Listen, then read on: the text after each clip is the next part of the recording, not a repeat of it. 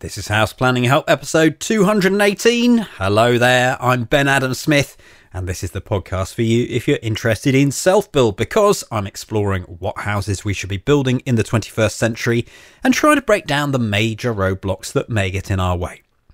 Coming up in this session, my guest is Alex Baines, the self-builder behind Long Barrow. He had to halt his project due to financial difficulty, but I'm pleased to report that he's back up and running now. So what has it been like restarting the construction phase? We'll have a chat with him in a moment. Now, I did a little bit of eavesdropping the other day. Sometimes you just can't help it. Don't look at me like that, because I was taking some photos of the house and we back onto some fields where people walk around the corner from time to time. And it just so happens that they weren't able to see me because the Harris fencing is quite high. Is it 6 foot or above that? So they didn't know I was the other side of the fence, yet I heard their conversation, which went along the lines of, oh my goodness, not another house. They're building again. I don't like it. I used to know all the people in the village. And I was struck by mixed emotions. Half want to join the conversation saying, well, we're trying to build something good here, but also I agree in a way that there is a lot of construction going on. Is there ever a point where we draw the line and say, that's it, we are full? Or we only build on land that we already have within these boundaries? Because it just seems they like to push the boundaries again and again. It's greenbelt, but it doesn't mean anything. When the time comes, then we'll build on that. And like a lot of rural areas, I imagine, you might find yourself surrounded by towns, other villages, maybe even cities, and just all encroaching on you. So it'd be nice to think that we can protect the villages and not overdevelop it or control the rate. Sometimes it feels like we're going a little bit crazy. I just thought I'd relay that to you because it was one that definitely, struck me where it hurts. This is Alex Baines' fourth time on the podcast. His self-build project Long Barrow is one of the in-depth video case studies in the hub, and that means we check in with him from time to time. Unfortunately, he hasn't finished his build because work had to stop when he finished a full-time job and had to go freelance. So today we find out what the journey's been like, starting everything up again. And first of all, I asked Alex how he's doing. Yeah, not too bad, thanks. Feeling good that things are moving finally on site. Professionally, things have gone well, work-wise. Yeah, it's taken a while on the whole self-build side of things. That has been a struggle. But it's looking as though it's moving forward now, which is good news. Let's talk about this today. First of all, just some context, because we haven't talked about this for a little while. What is the Long Barrow self-build project? In brief, it's an ICF, so insulated concrete form, semi-earth sheltered build. In plan view from above, it is just a straight rectangle. It is 2 floors with the lower floor and about a metre of the upper floor below ground level, so it's sunken into the ground. The roof is the only bit which is slightly different, and that is arched over the top of the building in a gentle arch from ground to ground, so from probably about 25 metres outside the building on either side. And ICF, was it a good choice in the end going down that route? It's interesting, as I get more experience, I look at our own masonry build and think about that, and the timber frame systems that I've seen, all of these in detail, and I'm getting more of a picture. So having been building with ICF, what do you think of it? I slightly reserve judgment on that for the moment. You're not in yet. And the reason I say that is purely until we've done the airtightness test. That's the bit that really matters to me. In terms of its construction, in terms of what it's done, it's been superb. And in retrospect, because we had to shut the site effectively for 2 years, great. There's been no degradation on it at all. It's just sat there. It's concrete and EPS. It's nothing much can happen to it. And when it gets to the render stage, actually the render they've obviously now just done last week, the first render, the base coat, they just do a little rasping of the outer layer and then apply the render straight to it. So it's had very little effect in terms of leaving it. If that had been a timber frame construction, then I would have been concerned at leaving it open and exposed for that amount of time. But with ICF, it hasn't been a problem. So in that sense, fine. But I hold my final comments until we do the airtightness test. Understandable. Take me through just before things came to a halt. What was going on? How did things come to that stop? What were you feeling? I left my previous company of permanent employment and went to a period of self-employment. And that meant that I then didn't have the ability to get the mortgage that we were looking at to finish the build.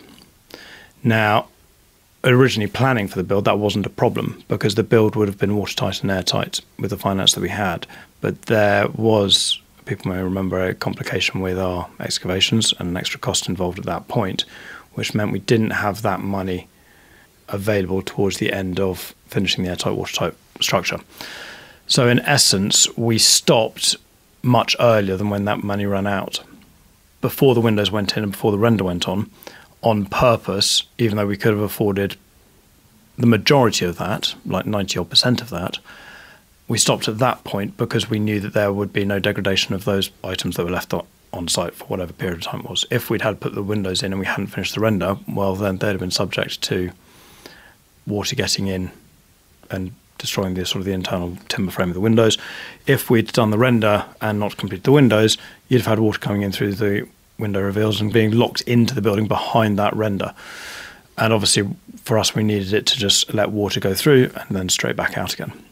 What do you have to think about when you're stopping a site? You tell your contractor, they just take everything away, do they?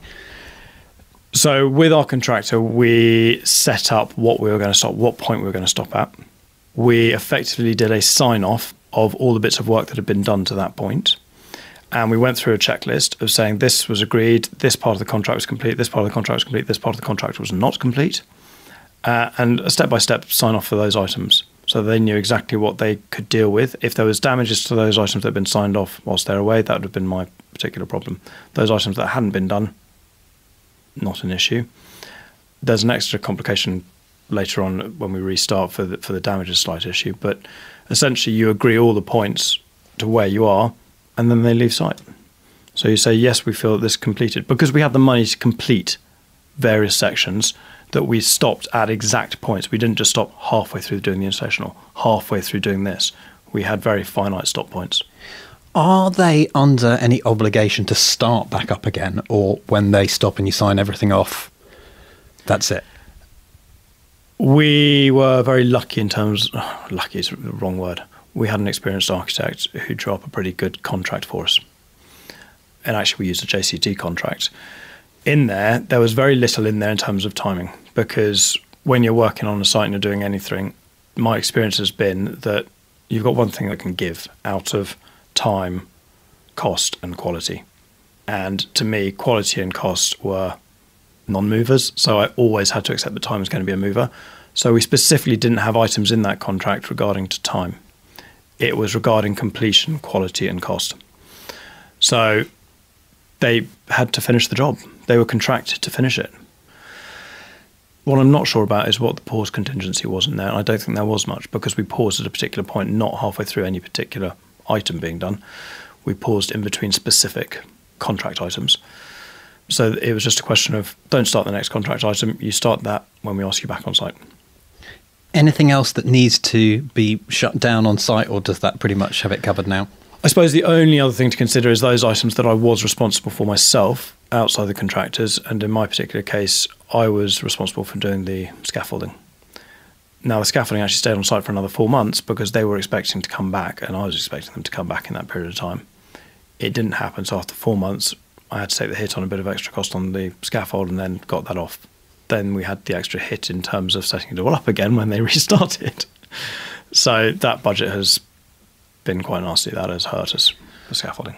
It wasn't a case that when you got your job, you could then start straight away, because you'd think that that would then allow you to secure the mortgage, or how did that work? Okay, so that's been slightly different. Actually, because of the build, I'm in a very lucky position. My parents were able to, or my father and my mother separately, managed to get mortgages on their property to fund this to finish, with the aim of me getting a mortgage when it gets to the right stage to be able to pay them back. So we've been extremely fortunate in that position, but we are that amount of the way through that actually most of the cost has already been done on this particular project. That didn't happen straight away, did it? There was a bit of toing and throwing, wasn't there? That couldn't. How long did it take to sort that out? Well, initially that was never an option with my parents. That option came to the table after we had been off-site, must have been 6-7 months. Then we discussed it, And then it probably took about a month from discussing and agreeing terms to actually having the cash available. What does that feel like to have that contract almost with your parents at this stage in life? To be honest, I don't like it. But then it's the same way as I'd have a contract with anyone doing a mortgage. I don't particularly want that if I can avoid it anyway. So I've got to treat it in a professional basis. It has meant that when things are not happening on site, and again, we'll touch on that in a minute, that things have been stressed in the whole family and not just in my particularly small area of myself, my wife and my kids. It has affected the wider family because they all have a stake in it. And also, you're building next to your mum's house, aren't you? Yeah, absolutely. And that's a separate issue as well. We are right beside her. Well, not right beside her. Thankfully, there is probably 100 yards between us, and she's got a barn in the way, but she can still see the house. There's no legal case of get your house finished from your mum. No, there's a lot of emotional case about get your house finished. Fair enough. Well, she has to drive in. Whenever she comes here, she's driving past it. So what's played into our hands is actually that my brother has had children over the last year, based in London. And so she spent a lot of time up there. The child has a minor impairment. And so my mother has been there helping out a lot because they now have 3 children. So she's sort of almost taken on the nanny role. So she is there a lot more than she is here. That's not really an excuse for me to say, sorry, we'll just take a little bit longer. So what can you do in this period where you're trying to gear things up? What tasks are happening or not much? It depends how much you've prepared beforehand in terms of your design and completion details. And it's also, what do you want to do? So because we were very unsure, I didn't want to progress on any design. There was no point getting into any contracts with utilities, ventilation, whatever it happens to be, because most of those contracts have 90 days on them because they're supply contracts of materials. And at the same time, my focus is squarely on professional life, family life, and getting the money to do the build. There's no point doing everything else until you know that you've got the finances in place. Then it's a question of getting everything started on that level and then looking at what other items need to go in place. We couldn't do, for example, any of the backfill around the site to get the utilities in because we've got to do the waterproofing to the lower part of the building once the render's on. So at that point you decide, well, is there any point in doing the utilities? No, we've made an inquiry, I've got an original quote. I can now go back to them to say, please update this quote. But have you noticed any changes in prices as you've started to get going? I haven't gone back onto the utilities because we haven't finalised the aspects here on site, so I don't know what period that will be, whether that will be in the next 2 months or not. I'm waiting for us to have the air test on the building and get the confirmed finished waterproofing details. I'm still waiting on that final bit of waterproofing details for the low level. That's purely a technicality. So what has happened in our time off is that the company that were doing the build reviewed the waterproofing when they came back to site, and we discovered that the original plan for waterproofing wasn't robust enough for the below ground waterproofing. And that's because it had exactly the same had been done on another site and it had failed on that site after a period of time. Well, it's better to know this now so you've covered it up. I know you probably hate the fact that you've been delayed. We hate the fact we've been delayed, but yes, I mean, having an issue with below ground waterproofing when we know that we're actually slightly below the water table, because that's what we were forced to do with the planners and with the local plan. Yeah, I'd much rather the building was waterproof when we get that detail right. So that's why I'm not rushing the other details until I know that that is absolutely done and confirmed and exactly what we are doing for it. What has the process been like to bring things back into motion? I will be careful about what I say about that. It's been very painful. For a younger audience, shall we say. It has been extremely painful getting it restarted. So we had the finance available in July 2016 to restart on site. So that was about 6 months after we'd finished on site, 6 to 7 months, thinking about it. So in August, the company that had done the build were invited back. They reviewed the site. They were working out what they needed to do, and then they needed to work out when they could get their teams on site, because obviously those teams that were working on the build were now working elsewhere. So I knew that we wouldn't start up straight away again. It might be 1 month, 1 week if I was lucky, or it could be 3 months, 6 months. Just needs to know. However, getting those answers was taking a bit of time. Got to about October, end of October, and beginning to push. And they sent the main waterproofing guy back to review the site to now work out, was there any damages? Was there any issues around the site that we had to deal with contractually before they could start again? And there weren't. He wrote a report. And then keeping on pushing through November, not much happened. And it's December. And we kept on trying to follow up. And then in the week before Christmas, and we're trying to get a start date of January, hoping at this point, and we're sort of beginning to think, well, this has taken us now 5 months. I took a call from their head guy, who's been to site a couple of times, to say that their company was being closed down by their parent company. And so, yeah, suddenly at that point, I am now very concerned. But there was not much we could do. They were trying to get out of the contract, but I knew that we had the contract in place in such a way that the parent company, which in this case is Aggregate Industries, would still have to honour the contract. So they'd still have to complete the contract, even if the team that were doing the building and the company that was responsible for the building was no longer in existence. This contract has saved the day in a way. What would have happened if it hadn't been there, or the technicality had allowed them to come out of it? Yeah, I'm not sure. It would have turned into a much more expensive build, because then it would have been a question of the waterproofing. I'd have then had to look for what was going to happen with structural warranty, because they were doing that side of it. We'd have had to go and found an entirely new team to deal with this build, because how many people and actually people know don't like the that, do detail? They don't like taking on other people's work. They don't want to feel responsible for other people's work. And the current team have difficulty anyway, because they have none of the original details of the projects from the previous company. So everyone is searching a bit. So the company that closed didn't leave any of its data with its parent company. Wow. Thankfully, the site manager, they were able to re-employ the original site manager to come back and work on site. Unfortunately, rather than having a team of 3 or 4, it was just him and one other person helping him a lot of the time. So suddenly, when they did come back on site, which was actually 5-6 months later, it must have been July 2017 by this point, at least we had someone who actually knew the site and knew what had been done beforehand. But I'd ended up negotiating with a completely, almost a different company at the level above, for them to then work out what was going on, for them to then get back to the original project manager, for him to get back on. I mean, and that process took months.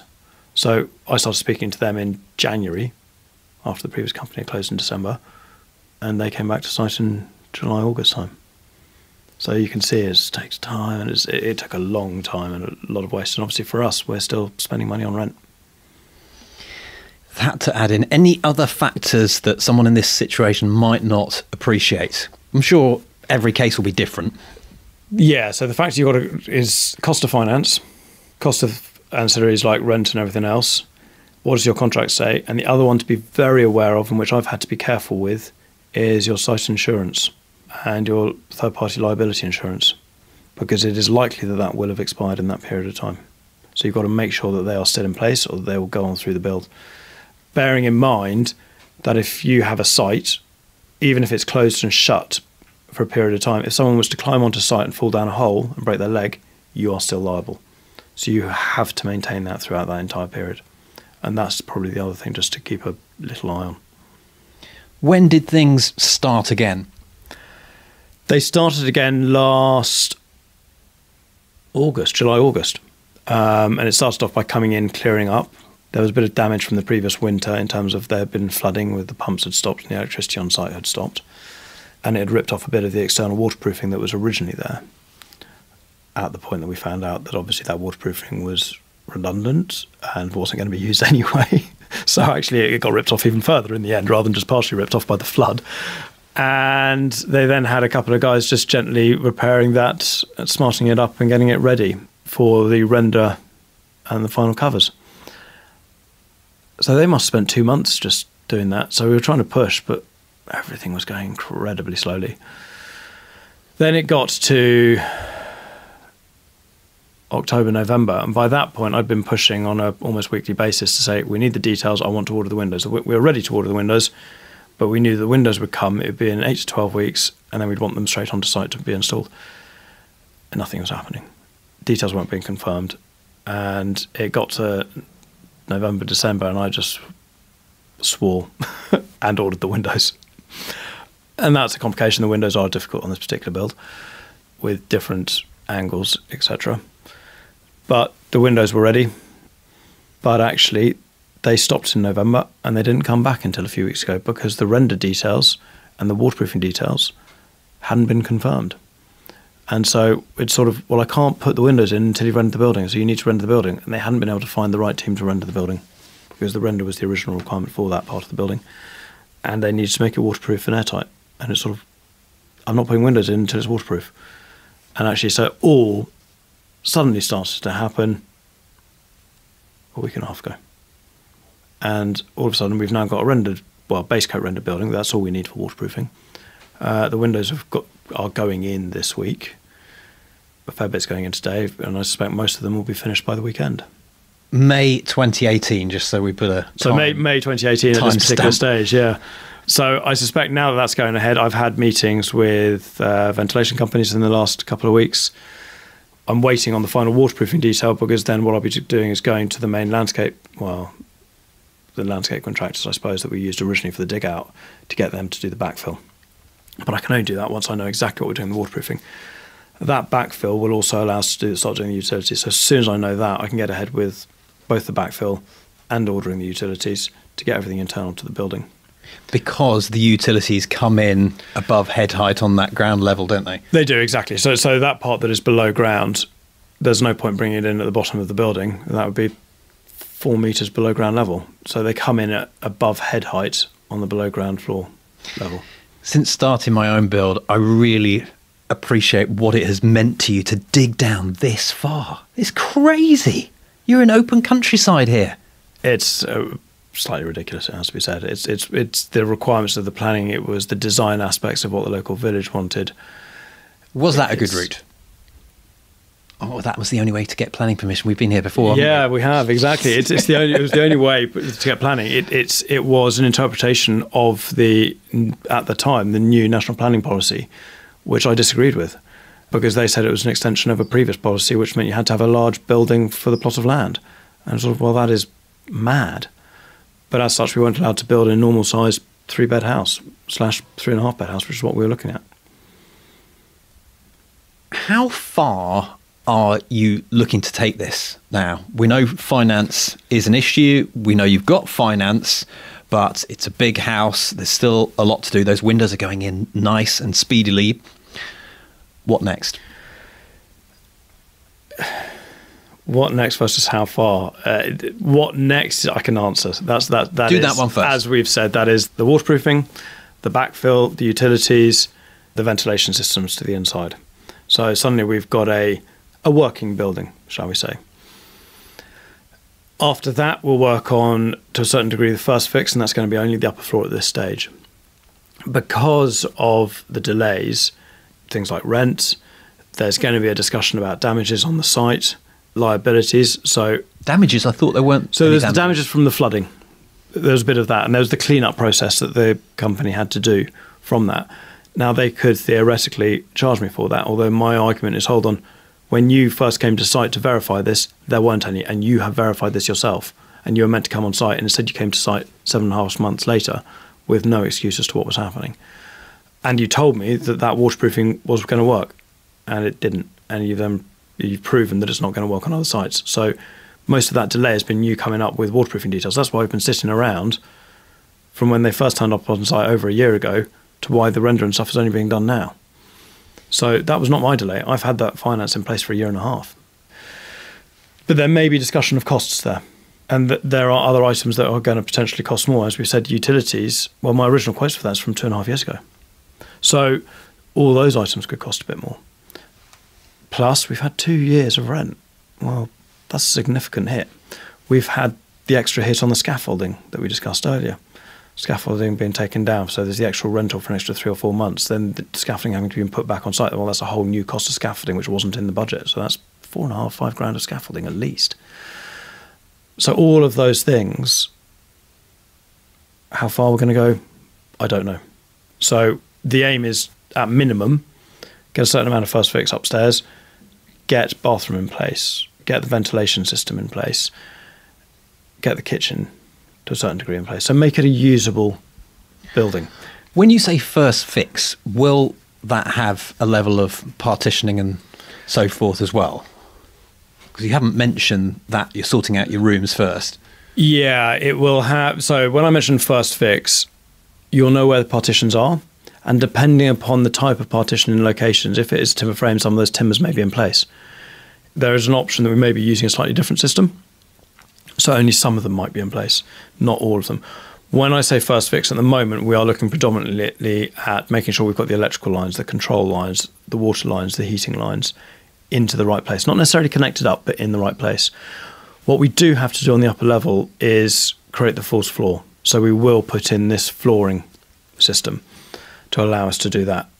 But in order to do that, we want all the wiring that goes underneath and all the electrics in place underneath and all the pipe work in underneath. So also the waste pipes and that type of stuff we would want to get in at this stage.